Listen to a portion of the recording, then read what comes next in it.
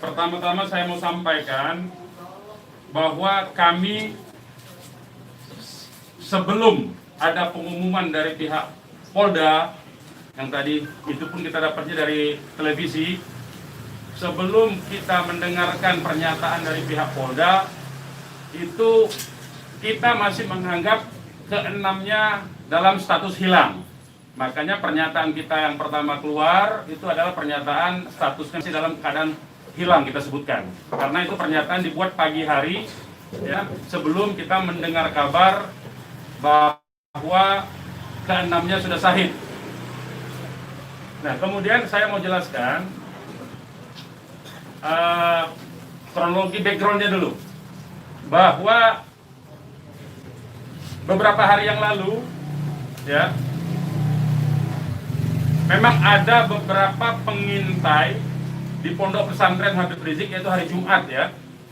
Hari Jumat itu ada beberapa pengintai yang ditugaskan oleh institusi resmi negara.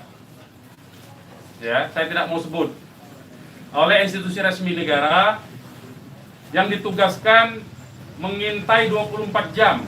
Mereka menggunakan drone dan peralatan canggih lainnya. Dan kemudian ada komunikasi dari laskar yang menjaga Pondok Pesantren Habib Rizik di Megamendung itu dengan para pengintai. Karena kebetulan mereka terjebak dengan cara pengintaian mereka sendiri yang tidak profesional. Ada komunikasi antara laskar penjaga markas Syariah Megamendung dengan para pengintai. Ya. Ada 3 orang yang berhasil dikomunikasikan dan kita mendapatkan semua data-datanya. Ya, data-datanya kita dapatkan semua, identitasnya kita dapatkan semua, dan ternyata pengintaian itu bukan cuma terjadi di Megamendung, di lokasi Pondok Pesantren Habib Rizik, tetapi juga di Petamburan sini. Posisinya di sebelah sana, ya, posisi para pengintai. Ada foto-fotonya kita dapatkan. Kemudian juga di Sentul yang sempat dilakukan aksi demonstrasi. Artinya yang saya mau sampaikan di sini, Habib Rizik sejak kepulangannya memang diintai 24 jam. Ada 30 orang. Masih di Sentul, 10 orang di Megamendung. Jadi kita sudah tahu sebetulnya. Ya, kita sudah tahu. Nah, setelah proses hari Jumat itu, beliau bersama keluarga meninggalkan tempat istirahat beliau, tempat pemulihan beliau yang tadinya di Megamendung, beliau pindah ke Sentul, ya, pindah ke Sentul. Kemudian Ahad, ya, malam, yaitu hari Minggu pukul 22.30, artinya lebih sekitar setengah 11-an, ya, setengah 11 sampai jam 11 malam. Beliau meninggalkan lokasi dari Sentul untuk menuju ke tempat pengajian keluarga. Pengajian keluarga inti. Saya mau sebutkan, pengajian subuh, ya. Pengajian subuh keluarga inti. Jadi tidak melibatkan pihak mana-mana pun juga. Dengan 4 mobil keluarga. Di dalam mobil ada istri beliau, ada anak dan ada menantu. Artinya ada perempuan di dalam mobil itu. Dan ada cucu beliau. 2 orang masih bayi, 3 orang balita. Ya. Jadi di rombongan Habib Rizik itu ada balita, ada bayi dan masih belum 1 tahun, dan ada balita. Itu yang saya mau tegaskan. Jadi ini adalah perjalanan keluarga biasa.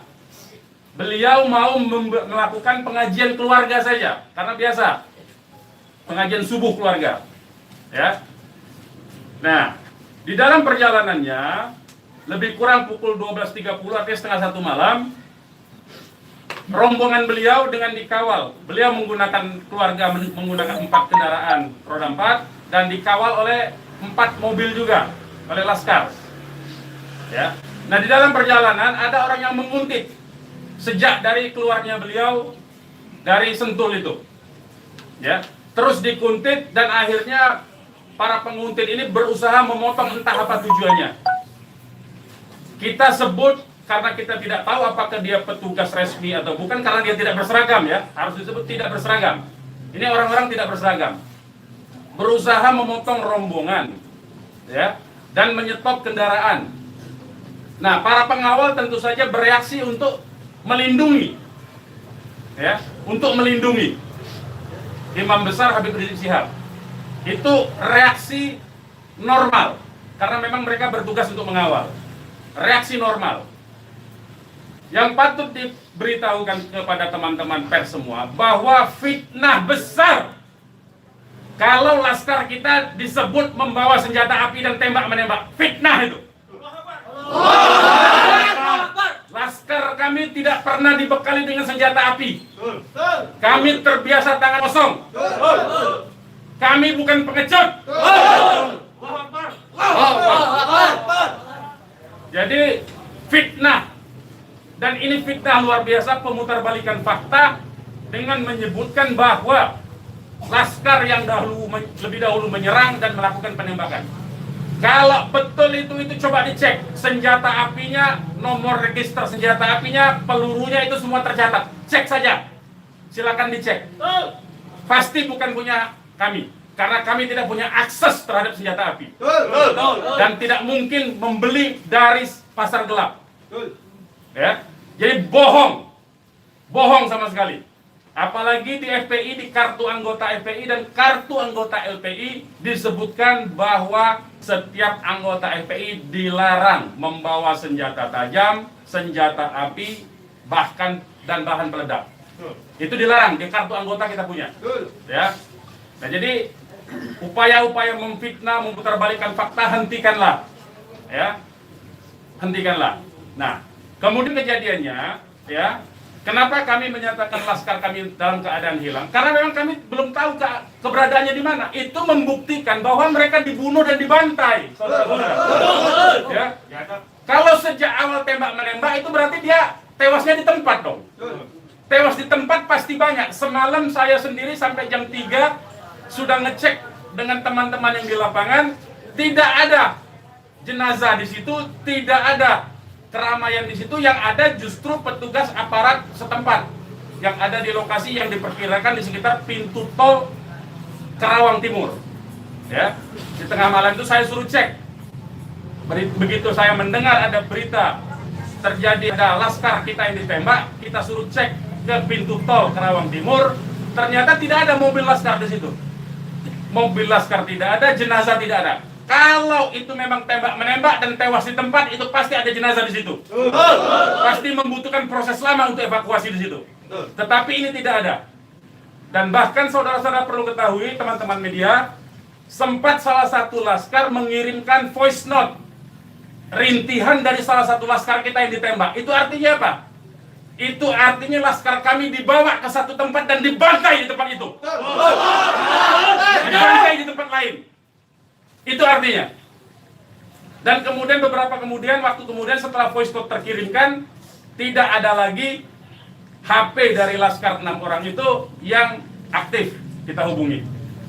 Kita sudah cari sampai pagi tadi, sampai siang tadi sebelum pengumuman dari pihak Polda, kita sudah cari kemana-mana, ke rumah sakit kita cari, ke kantor polisi kita cari, karena kita anggapnya itu orang hilang. Dan ternyata kemudian ada pengumuman bahwa seperti yang dinyatakan fitnah yang menyatakan tembak menembak itu. Ya. Nah, jadi sekali lagi saya mau katakan tidak betul, ya, berdasarkan fakta-fakta dan kronologi yang saya sampaikan bahwa terjadi tembak menembak dan laskar memiliki senjata api, itu tidak betul sama sekali. Itu fitnah besar terhadap kami, fitnah besar terhadap umat Islam. Kami anggap itu upaya memutarbalikkan fakta yang tidak pada tempatnya. Saudara-saudara harus diperhatikan, ini 6 orang ya, 6 orang wafat dibantai, keluarganya ada 1 di dalam, ya, ibunya ada 1 di dalam, ada 1 orang tuanya laki-laki sedang sholat di masjid, ya. Ini anak-anak kita tahu persis, anak-anak ini hanya bentuk kecintaannya mengawal pimpinan kami, imam besar, hanya bentuk pengabdian, tidak memiliki agenda apapun, tidak memiliki senjata api, tidak memiliki bahan peledak, dan segala macam bentuk senjata lainnya. Dari kami, saya kira itu. Ketua Umum silakan kalau ada yang mau menyampaikan. Silakan. Bang, Ya. Untuk pengecekan CCTV di lokasi sudah dipinta? Belum kita lakukan karena kita ini masih sibuk sampai dengan siang tadi sebelum ada pengumuman dari pihak Polda, kita masih sibuk memastikan keberadaan 6 orang tersebut.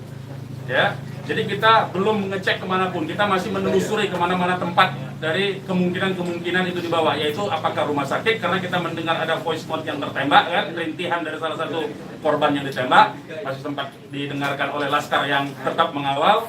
Ya, dan kita belum mengetahui itu sampai hari ini, bahkan sampai detik ini kita belum mendapatkan akses terhadap jenazah. Itu yang patut dicatat. Kita tahu bahwa mereka 6 orang Laskar ini yang syahid ini adalah wafat, baru tahu dari pengumuman, ya, dari pihak kepolisian. Jadi itu yang perlu saya sampaikan. Tapi posisi 6 ini di mana sekarang Bang, udah diketahui? Sampai hari ini saya belum tahu. Kita belum mendapatkan informasi. Ini menunjukkan bahwa bukti konkret bahwa jenazah ini dalam kontrol dan kendali penuh, artinya kan. Kalau memang itu tembak-menembak biasa, tentu itu ada di masyarakat lain. Tentu masyarakat sudah sibuk, sudah ramai di situ. Ini sampai sekarang ini kami tidak mendapatkan akses di mana keberadaan jenazahnya, ya, kondisi lukanya di mana tembak-menembak, berapa lubang pelurunya, kami tidak tahu. Hanya satu-satunya sumber informasi, baru bahwa dinyatakan bahwa tewas. Ya.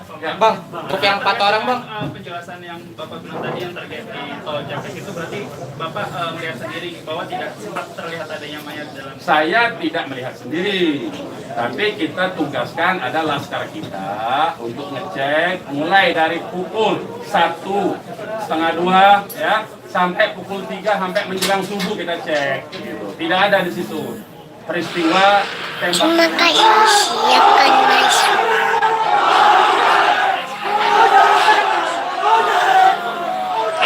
Terima kasih, siapkan masuk. Lokasi yang kita duga tempat terjadinya itu. Bang, untuk yang 4 orang yang masih sisa itu kan ada 10 orang kan yang dikabarkan Yang mengawal itu 4 mobil. Jadi lebih dari 10 orang. Berarti yang sisanya itu bakal bisa menjadi saksi dong Bang?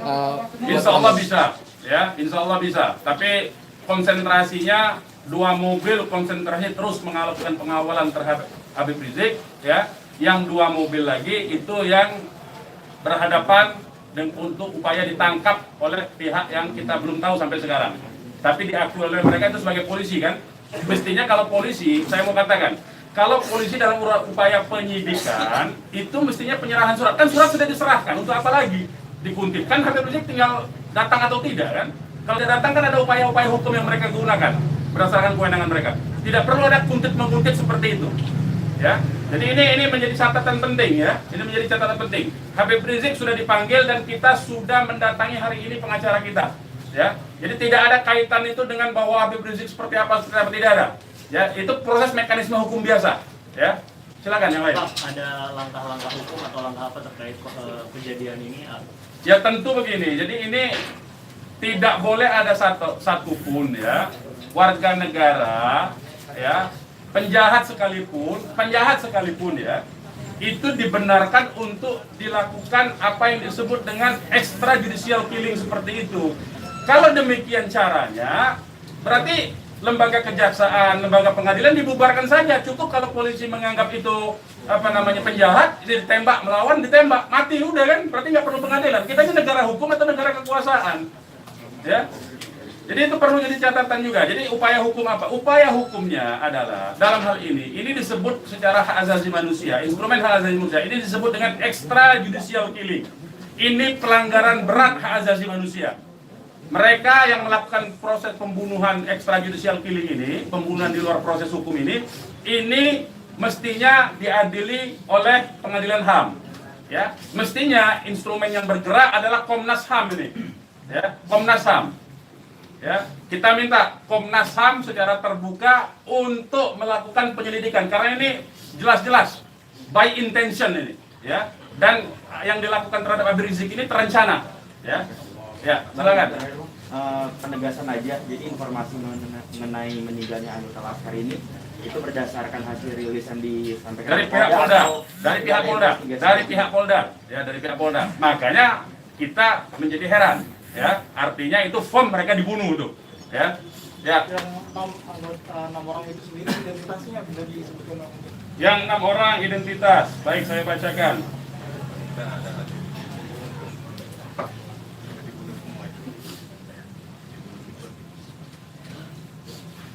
Saya bacakan nama-nama laskarnya ya. 1 Faiz, ini nama panggilan, kita belum cek nama aslinya ya. Ini baru nama panggilan dari teman-temannya yang mengabarkan. 1 Faiz, 2 Ambon, 3 Andi. Yang Andi ini ibunya sudah ada di sini di dalam kantor kita. 4 Reza, 5 Lutfi, 6 Kadafi. Ya. Semuanya adalah anggota laskar dari Laskar DKI. Ya. Saya ulangi lagi, Faiz, Ambon, Andi, Reza, Lutfi, dan Kadafi. Ya, 6 orang. Usianya sendiri tentang mana? Usianya kita masih cross check dengan keluarga ya. Kita belum tahu karena kita kan tidak pegang KTP-nya. Bang, satu lagi nih. Peristiwa baku tembak ini kan terjadi. Tidak ada peristiwa baku tembak, Mas. Peristiwa penembakan yang peristiwa ada. penembakan ini kan dikabarkan sama Pak Kapolda karena ada isu pengarahan massa ke Jakarta mengawal Habib Rizik pemeriksaan. Nah, apakah itu benar? Jadi itu membuktikan itu fitnah ya. Habib Rizik itu menuju luar Jakarta, bukan menuju dalam Jakarta. Jadi kebohongan-kebohongan seperti itu tidak layak dikutip menurut saya. Ya, tidak boleh informasi publik dijejali dengan berbagai macam kebohongan. Ya, hentikan kebohongan. Habib Rizik menuju arah luar Jakarta, bukan menuju dalam Jakarta. Menuju ke tempat pengajian. Pengajian itu pengajian keluarga. Keluarganya keluarga inti. Terdiri dari, ya kalau saya sebutkan nanti Habib Rizik terancam nyawanya. Mau tanggung jawab nggak nanti? Lokasi penembakannya di mana, Bang? Lokasi penembakan diperkirakan pintu tol Kerawang Timur. Yang udah dicek di sana di mana? Sudah dicek di situ. Kerawang Timur. Pintu tol Kerawang Timur. Sudah kita cek. Berarti kalau dari rombongan HRS sendiri nggak ngelihat ada tembak-menembak di situ ya Pak? Yang tiba-tiba Tidak ada, sampai memang hilang tidak ada aja. tembak-menembak. Ya, memang tidak ada tembak-menembak. Sudah saya katakan berulang-ulang, tidak ada tembak-menembak. Kalau bahasanya tembak-menembak, itu artinya dua belah pihak memiliki senjata api yang sama. Jadi kayak saya mohon lah ya, penggunaan diksi ini, kita didiklah masyarakat ini, didiklah publik ini, edukasilah publik ini dengan fakta yang sesungguhnya. Dari kami menyatakan tidak ada tembak-menembak. Kalau konotasinya penggunaan diksi tembak-menembak, itu dua belah pihak saling memegang senjata Tapi api. sempat mendengar senjata api dari polisi atau apa? Bagaimana? Salah satu mobil sempat terkena sempi dan sebagainya Pak. Bukan salah satu mobil, 6-6-nya udah tewas sekarang dinyatakan sendiri oleh mereka. Mengakui. Dilihat 4 rombongan itu Pak, 4 mobil itu Pak. Satu mobil. Ya, sudah saya katakan tadi, yang mengawal Habib Rizik ini 4 mobil. 2 mobil terus mengawal Habib Rizik menuju tempat pengajian. Yang 2 lah kemudian yang berusaha dihadang oleh OTK ini. Begitu, saudara. Ya. Kemudian terjadilah upaya-upaya penangkapan itu dan ada sekali penembakan di tahap awal itu dan mengenai satu laskar. Satu laskar inilah kemudian yang voice note-nya sampai ke tim yang lain, ke mobil yang satunya. Mobil yang satunya segera katakanlah menyelamatkan diri begitu. Karena ini ada tembakan, itu bukti ya. Saya mau katakan ini ada 2 mobil. Satu mobil dihadang, satu mobilnya kalau betul ada tembak-menembak dan laskar FPI punya senjata, tentu dihajar pakai mobil satunya. Ini kan tidak terjadi. Buktinya yang satunya mobil kita, laskar kita menyelamatkan diri begitu loh. Ya, itu faktanya. Jadi tidak ada penggunaan diksi tembak-menembak. Penembakan yang ada itu. Penembakan oleh siapa? Sementara ini mereka mengakui bahwa itu dari pihak mereka. Dengan tadi pernyataan kan, jelas kan? Mereka sendiri yang mengakui. Tadinya kita anggap itu OTK, tapi sekarang sudah diakui. Ya. Nah, karena ini aparat negara yang melakukan, maka ini disebut pelanggaran hak asasi manusia yang berat, begitu. Pelanggaran hak asasi manusia berat itu sendiri apakah akan melapor ke Komnas HAM? Oh iya, kita akan berupaya tentu saja. Ya, kita akan menggunakan seluruh mekanisme hukum untuk melaporkan peristiwa ini. Ini tidak boleh didiamkan, sebab bisa saja nanti anda semua akan ditembak nanti kalau kritis. Ya, aman. Karena anda wartawan tentu saja menyuarakan yang kritis. Kalau Anda tidak disenangi kritik Anda nanti Anda akan menjadi sasaran.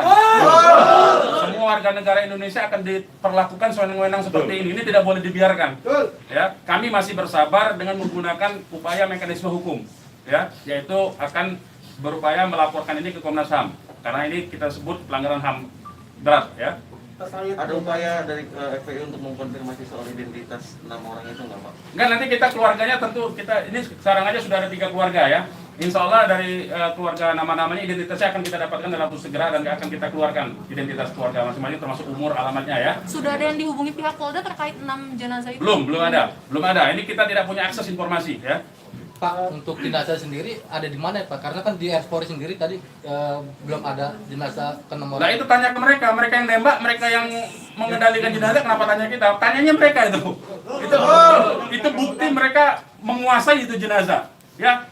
Dan dalam kewajiban seorang Muslim itu jenazah harus segera diserahkan kepada keluarga, ya. Jangan dilama-lamakan. Dan keluarga menolak otopsi, tidak dibenarkan otopsi tanpa izin dari keluarga. Terkait dengan kejadian ini sendiri, responnya Habib Rizik itu apa? Ya, beliau tentu saja mengucapkan innalillahi wa inna ilaihi rajiun. Ya, beliau sangat berduka, sangat bersedih karena ini adalah laskar yang semata-mata mengabdi kepada beliau untuk mengawal beliau, ya. Beliau sangat sedih tentu saja, ya. Beliau sangat sedih. Balik lagi ke orang yang mengintai itu, Pak, bagaimana FPI memastikan 30 orang itu benar adalah pengintai yang berasal dari lembaga negara, termasuk yang 3 orang di Mega Mendung? Ya, kita punya pengakuannya, kita punya data-data laporan mereka, ya, kepada atasan mereka, kita punya sampai sekarang ini. Nah, kita tidak tahu apakah ini adalah bentuk-bentuk upaya balas dendam dari terbongkarnya coverage mereka. Ya, kita tidak tahu, ya, kita tidak tahu. Pak, laskar itu tadi disebut polisi adalah laskar khusus yang berusaha menghalangi penyidikan Habib Rizik. Itu penyidikan apa? Penyidikan itu di kantor polisi, Mas. Jadi jangan polisi jangan sembarangan lah, ya saya kira. Penyidikan itu di kantor polisi. Dan Habib Rizik itu akan dipanggil. Yang dihalangi itu apa? Tidak ada upaya menghalangi. Habib Rizik itu mau menuju pengajian. Apa yang disidik? Apa yang disidik? Pertanyaannya. Penyidikan apa? Ya. Tidak ada upaya menghalangi itu, ya. Tidak ada upaya menghalangi. Itu fitnah, lagi-lagi itu fitnah. Ini upaya untuk melepaskan diri dari jerat hukum. Ini pelanggaran HAM, saya katakan. Ini pelanggaran HAM, sekali lagi. Ya.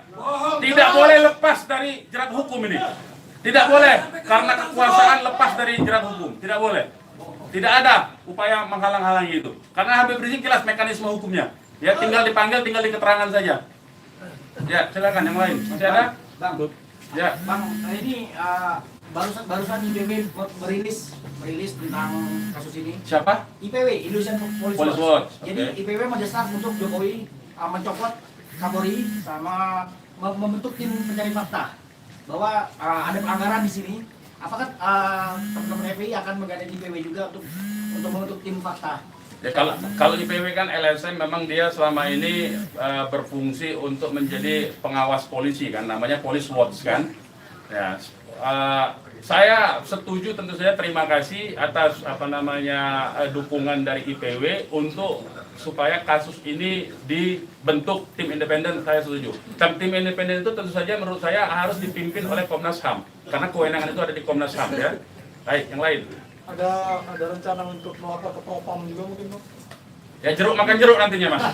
Ya, jeruk makan jeruk. Nah, ya. Nanti ini yang jelas ini saya katakan ini ada unsur dugaan kuat pelanggaran hak asasi manusia yang berat. Ya. Karena dia pelanggaran hak asasi manusia yang berat, maka kewenangan itu ada di Komnas.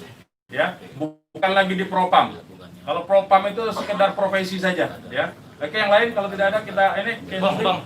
Ya, ini mungkin insya Allah Ta'ala kita akan masukkan juga untuk membuat tim pencari fakta dari DPR dan seluruh instansi yang terkait agar supaya tim independen bisa segera dilaksanakan, bisa terlaksana dengan yang berwibawa, dengan banyak instansi sehingga kita bisa melihat